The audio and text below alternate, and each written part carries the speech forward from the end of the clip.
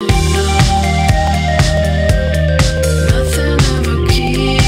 one creative director, and he's a big time dude. Like, he practically, no, not practically, he runs the place.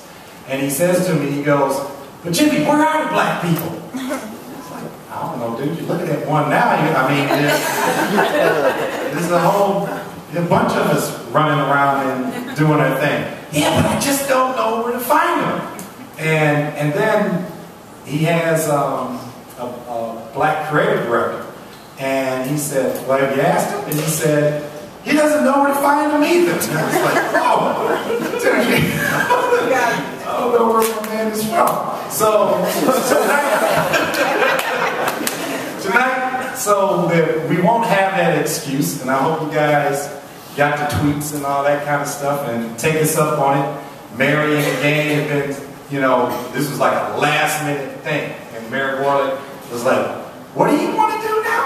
And I said, "We want to have like a open mic night, but if we're going to call it open mic ad night." So we want people to have 3 minutes who want to get into the business or are already into the business or whatever. Introduce yourself and present your work. And the thing about it is, you don't have to be an advertiser. You can be a poet, you can be a comedian, you can be a rapper, you can have artwork that you want to display. You got 3 minutes, and you can be old-fashioned, which is why we're all here, and show an ad or show some of your work. Whatever it is you want to do, 3 minutes, and so we can, at least for everybody that's in this room, they won't be able to say, "I haven't met any black people." No. It's a good answer for it. I like it.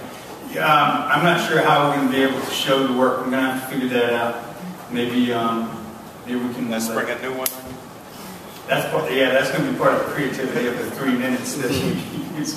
But you know, I think we can. If you get up here, just talk for a minute. I think people will sort of have a feeling for you, and they'll go find your work. You know, you can give us a website.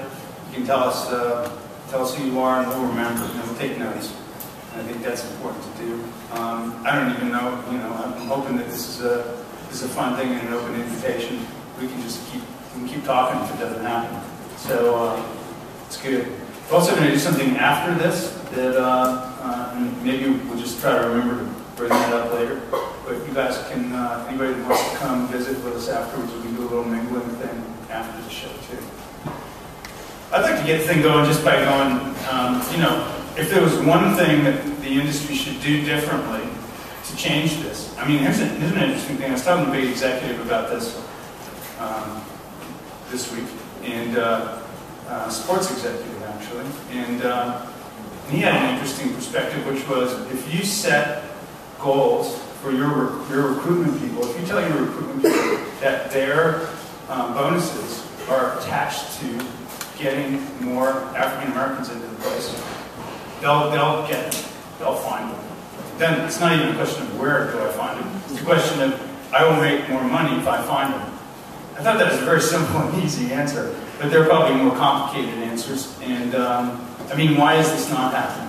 You know, like I said, if there's one thing we could do differently, what would we do? It's not. I would just turn my mic on. I just have to speak honestly on this subject. Because I think we try to address the limb without addressing the root. And in saying that, what I mean is that we have to look at privilege, specifically white privilege.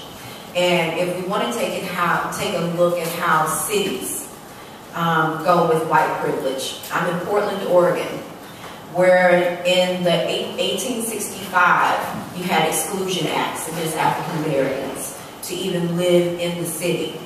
Those exclusion acts still they're off the books now, however, they're very prominent, hence the reason why you only have a 6% population of African Americans in Portland, Oregon. Now, when you flip it to the business side and you start to look at white privilege and you look at exclusion acts, then you start to look at the behavior of exclusion practices.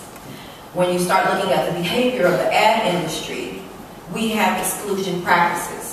It's evident in all of the agencies, whether we want to take an honest look at it or not.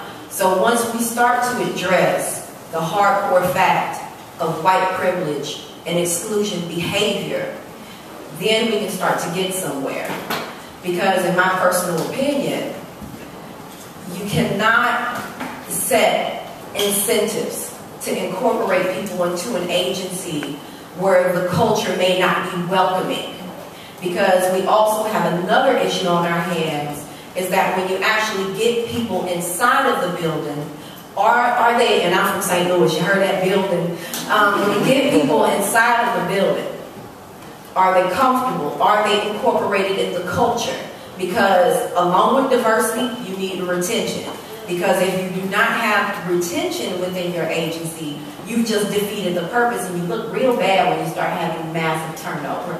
So I think we need to start at the very base root of the issue, which is privilege.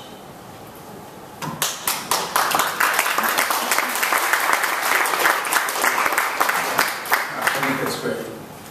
You said that to me on the phone, and I really connected with it. And I think that it's a very different way of looking at the thing, and important. You want to talk for a minute? Well, to piggyback off what Cheeraz was saying, I'm so happy that Jimmy introduced me to the industry. I mean, because it's amazing. But besides creating the awareness amongst my peers, I'm taking a perspective from the outside looking in. I'm obviously not in the industry yet, but my peers at my HBCU and the surrounding community don't know about advertising at all. It's very minimal. And like Cheeraz was saying, it's not representative of my culture, of minority culture in general, because when I take a look at different trade associations or different websites just doing basic research, I don't see people that look like me. And, if I didn't know about the industry and I were to do my research and look at that, I may not think that I belong in that industry. So, there are people that don't know about it, and they have to, they want to see people like themselves so they can be invited, they can feel welcomed, whether it be internships or different camps or whatever. They want to feel as though that's the industry that they belong in, that there's other people like them, the same mindset, and that they can have something to offer the industry as well.